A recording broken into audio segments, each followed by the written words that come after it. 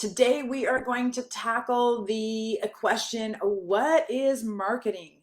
Specifically, how can you understand the three different stages of marketing to help you attract more clients and earn more money in your freelance business? Welcome to Coaching for Creatives. I'm McKay. I am your host and I am the founder of Business of Creativity.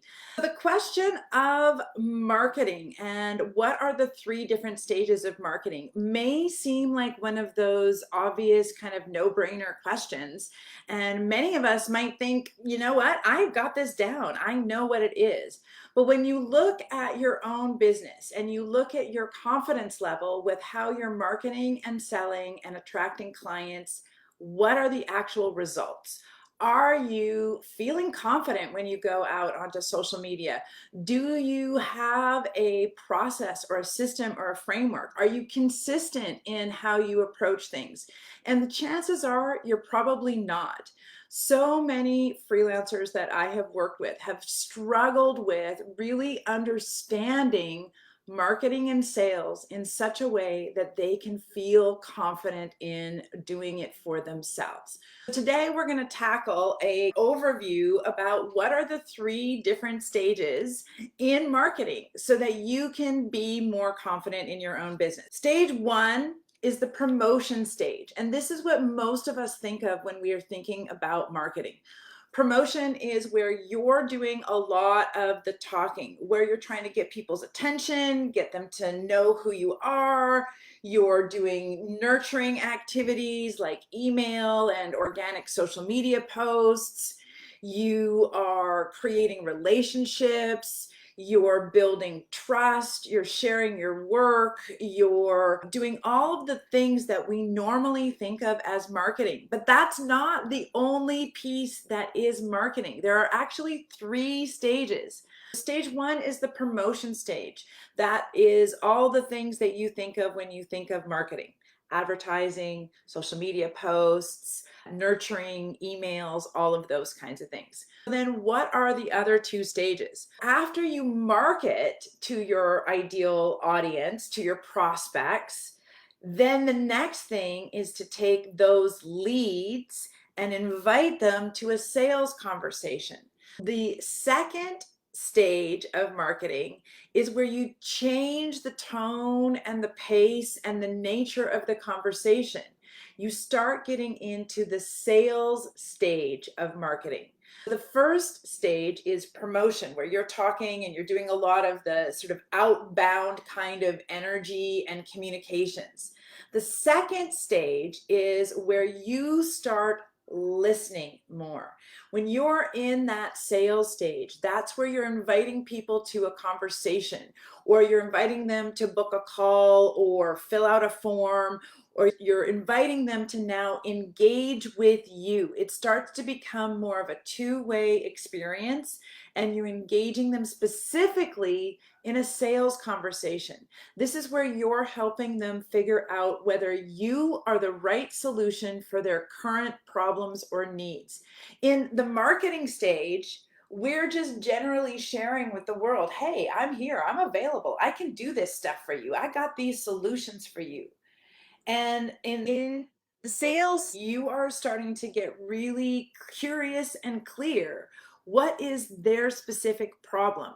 What is the scope? What are the deliverables? What is the impact, the urgency, the uniqueness around their particular project or need?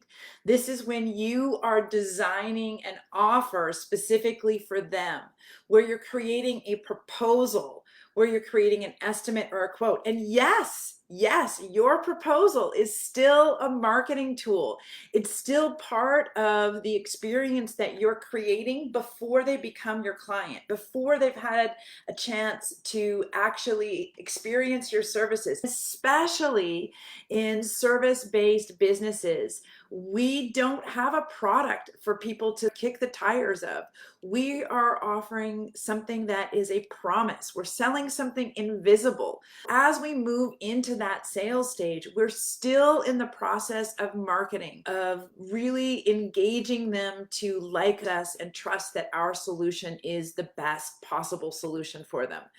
When you prepare your proposal, this is still a marketing tool. And so many freelancers that I have connected with forget that this is such an integral part, and they tend to just slop it together in a Word document, and they don't really worry about the format or the framework or how it's being presented.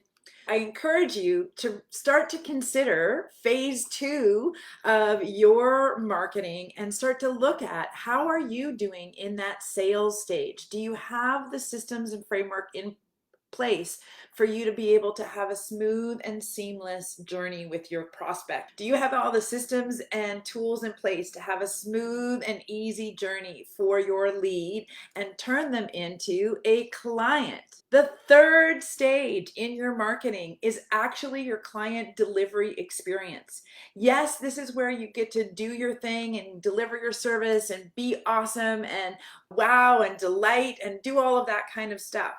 But in many ways, the experience that your client has with you while you're delivering your service is still part of your marketing. It's still part of creating a brand identity, a reputation, an overall feeling of engaging and interacting with you so that they can give you a testimonial, leave a referral, be an awesome case study for you. There's so much more that is available to you in all of your client interactions to consider them as an opportunity for marketing.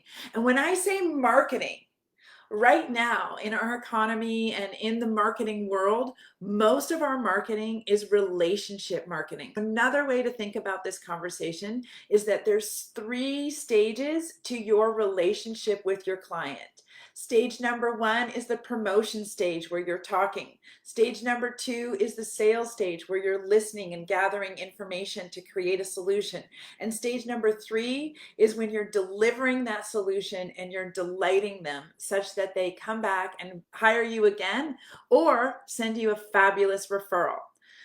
I'm curious, where do you think is your biggest hurdle when it comes to your freelance business? Are you more challenged by phase 1 or stage 1, that promotional stage? Are you more challenged by stage 2, the sales stage? Are you more challenged with having stage 3 as a very consistent client experience when you deliver and delight?